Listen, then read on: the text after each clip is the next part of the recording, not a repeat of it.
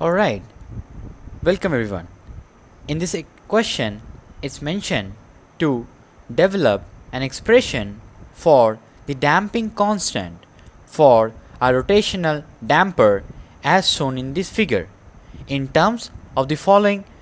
variables, which are mentioned as capital D, which denotes the diameter of the cylinder, small d, which denotes the radial clearance of the cylinder from the fixed walls on both the sides,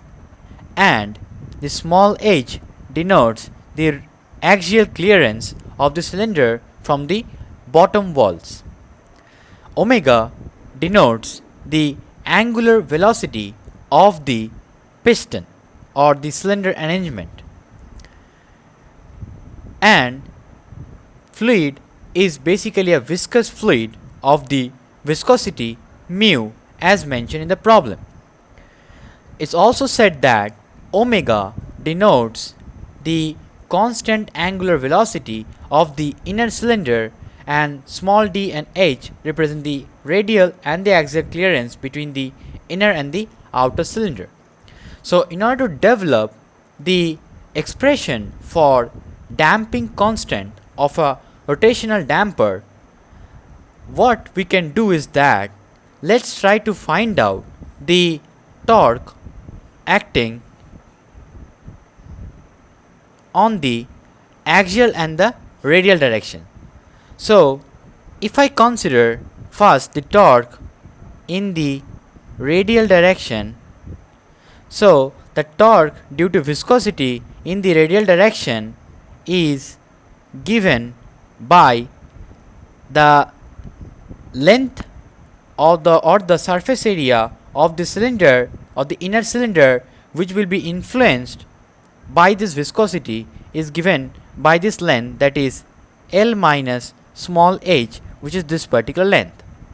Now if I try to find out this expression for this torque, the torque expression can be given out by finding out my shear stress, then multiplying by the surface area, and then if I take the moment with respect to the center line, and that will be multiplied with r. So if I consider, now it's mentioned nothing in the problem, so we need to consider the fluid as a Newtonian fluid.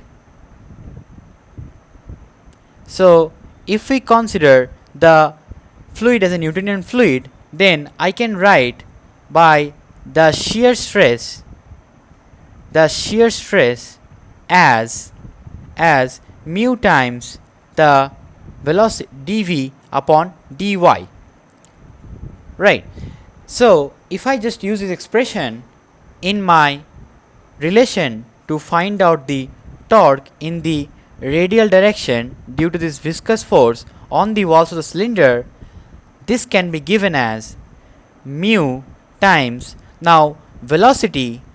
at the walls of the cylinder is given as omega times the r. So r denotes the radius of this cylinder, so omega times r divided by the radial clearance, which is d, and multiplying by the surface area of this cylinder as over here, and then multiplying with the r to get to the torque. So if I simplify this expression and I put r is equals to d upon 2, so we obtain the radial torque due to this viscous stress is gonna be equals to mu omega L minus h d cube upon 4d. Similarly, if I consider the axial clearance, so in the axial clearance, so if I try to draw the situation, so in a bigger picture, so from the bottom fixed wall condition,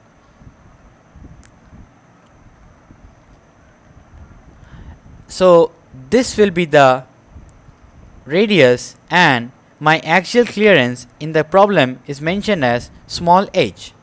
So again, if I try to take a small elemental length, small dr at any radial length r, so in this small radial length of dr, if I try to find out that what is my shear stress and multiplying with this particular area of cross section to obtain the viscous force, and then if I multiply with r, I will obtain the elemental viscous torque in the because of this axial clearance. So if I do that, so the small elemental torque because of this axial clearance can be obtained as mu times omega small r upon h multiplied by this small radius, that is 2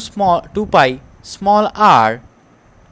multiplied dr, and then we take the moment as r.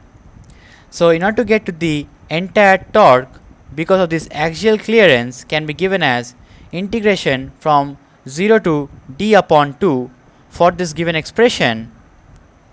as omega mu 2 pi by h and r cube dr. So on solving for the limits, we obtain this relation as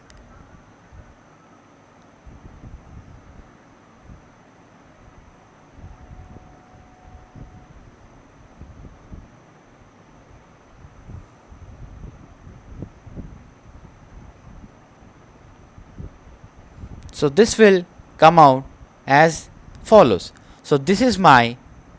torque or viscous torque in the axial clearance. Now the total viscous torque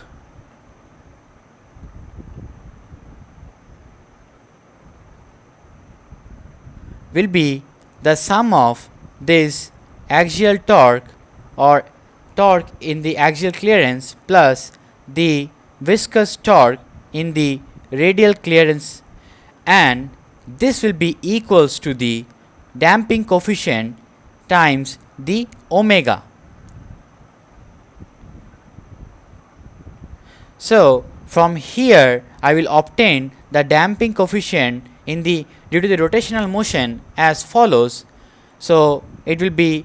divided by omega, and I will obtain the relation as